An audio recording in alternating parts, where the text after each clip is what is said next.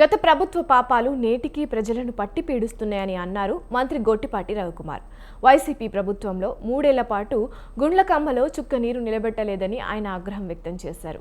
ప్రకాశం జిల్లా మద్దిపాడు మండలం వెల్లంపల్లిలో పొగాకు వేలం కేంద్రాన్ని మంత్రి గొట్టిపాటి పరిశీలించారు. కూటమి ప్రభుత్వం ఏర్పాటు అయిన తర్వాత గుండ్లకమ్మ ప్రాజెక్టు గేట్లు రిపేర్ వర్క్ జరుగుతోందని చెప్పారు.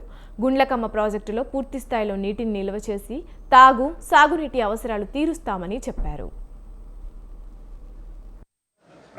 పొగాకు పంట ఎక్కువగా వచ్చినా సరే వాటిని కూడా ఒక బేలు కూడా వెనకపోకుండా మొత్తం కొనుగోలు చేయమన్నాం.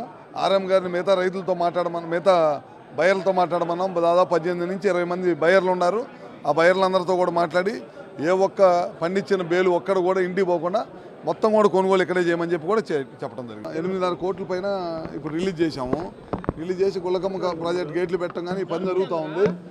గడిచిన 3 సంవత్సరాల నుంచి ఒక్క చుక్క కూడా నీళ్ళు నిలబెట్టలేదు. ఇప్పుడు 1.5 నుంచి 1.75 టీఎంసీ నీళ్ళు నిలబెట్టాం. తొందరలోనే మిగతా పనులన్నీ కూడా పూర్తి స్థాయిలో